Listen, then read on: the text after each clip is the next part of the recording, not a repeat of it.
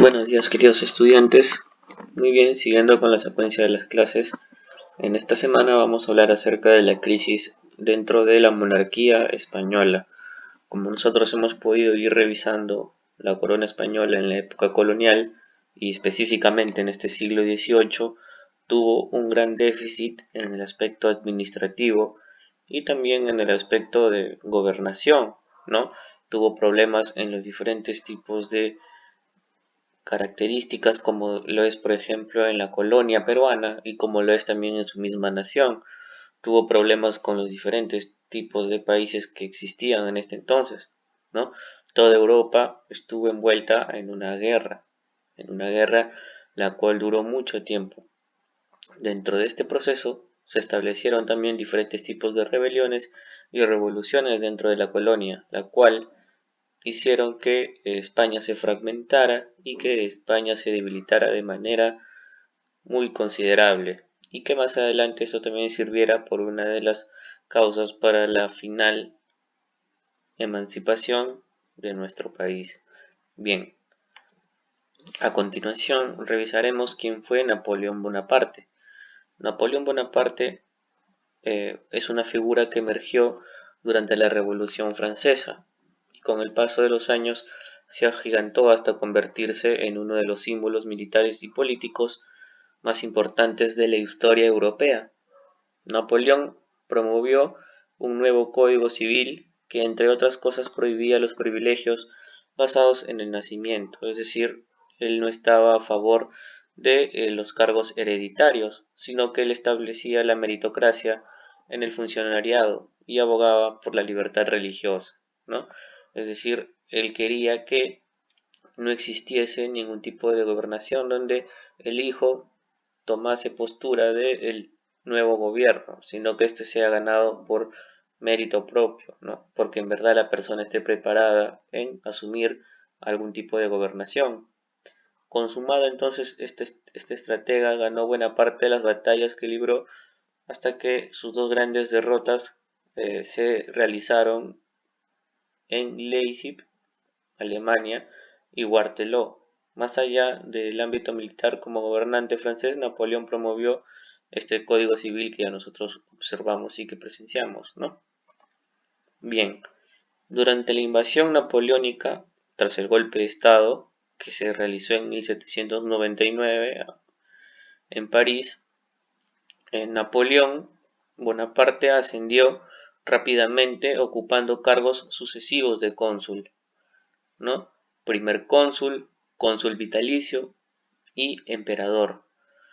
Su genio militar y su ambición desmedida lo llevaron a victoria tras victoria y de conquista en conquista, hasta llegar de esta manera a apoderarse de la mayor parte de Europa. Es decir, fue todo un movimiento revolucionario que ayudó a que la figura de Napoleón crezca de manera considerable durante este periodo de tiempo en el cual se establecieron estas luchas y estas, ¿no? Conquistas por parte del ejército de Napoleón. Bien, es así entonces que en el año de 1807, en virtud del Tratado de Fontainebleau, Francia y España acordaron dividirse a Portugal, es decir, los francos y los ibéricos se dividieron el territorio luso, ¿no? Fernando, que era el príncipe heredero de España, recibiría entonces el norte de Portugal como una especie de premio.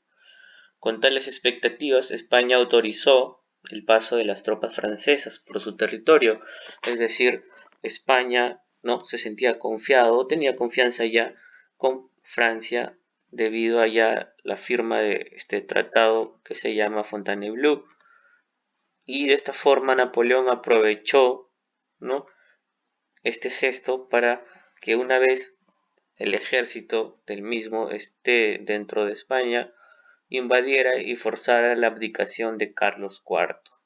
Carlos IV era en ese entonces el rey de España, y cuando hablamos acerca de la abdicación se refiere a una especie de renuncia donde Carlos IV la realizaría de manera pacífica, ¿no? Una autorrenuncia se podría decir. Bien, las Cortes de Cádiz. Dentro de las Cortes de Cádiz, nosotros tenemos que tener en cuenta que esto ocurrió, ¿no?, hace poco más de 200 años antes de declararse la independencia del Perú, ¿no? En la ciudad de Cádiz, España, se redactó la primera constitución política de la monarquía española, ¿no?, donde una de las más adelantadas en la época en temas de derechos políticos fue esta misma, ¿no?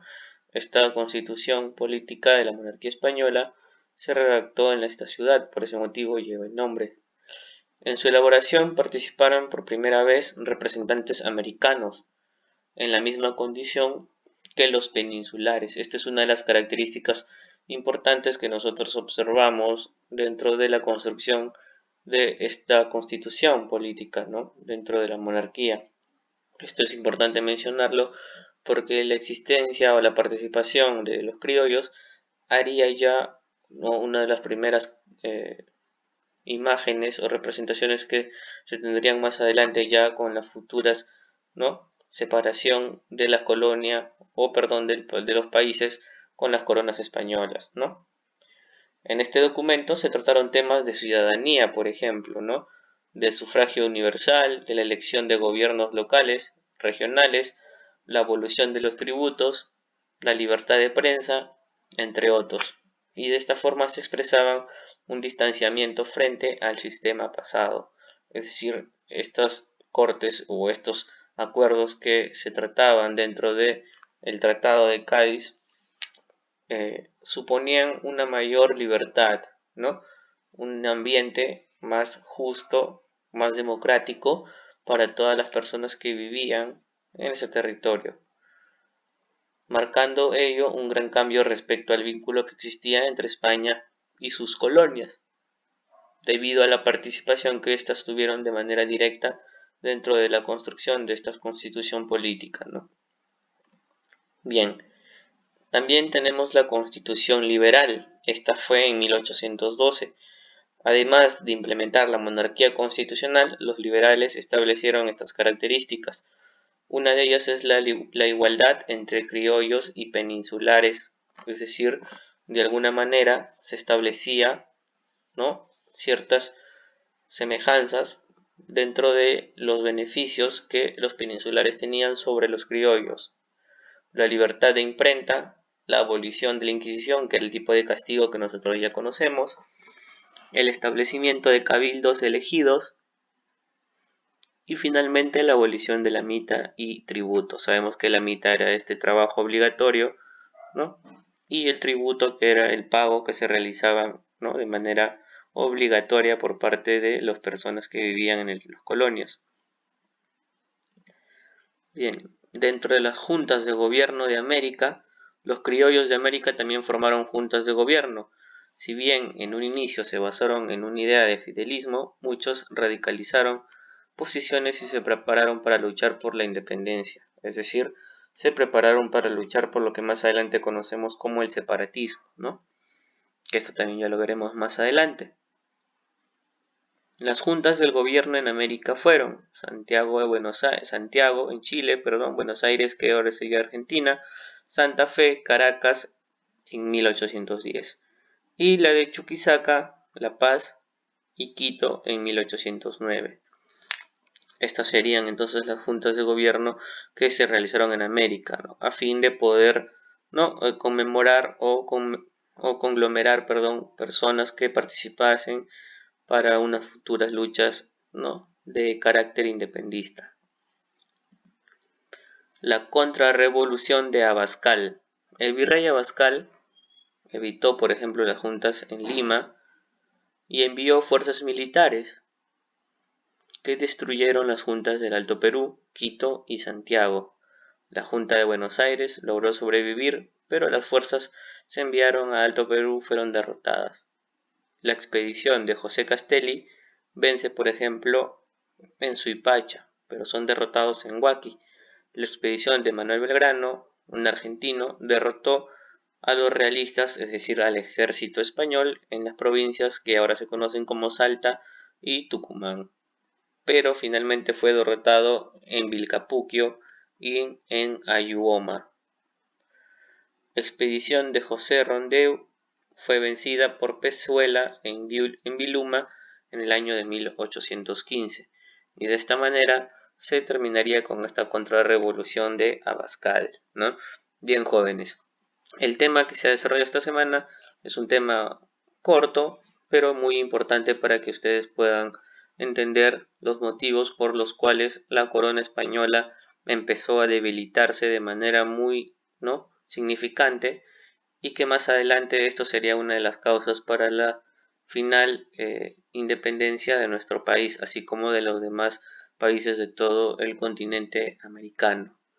Con la ayuda de este video y con la ayuda de la información que ustedes cuentan en el PDF, van a poder resolver las preguntas que a continuación se presentan. Si tienen alguna duda, no duden en preguntarme para yo poderles resolver la duda de manera rápida. Nos vemos en clase, jóvenes.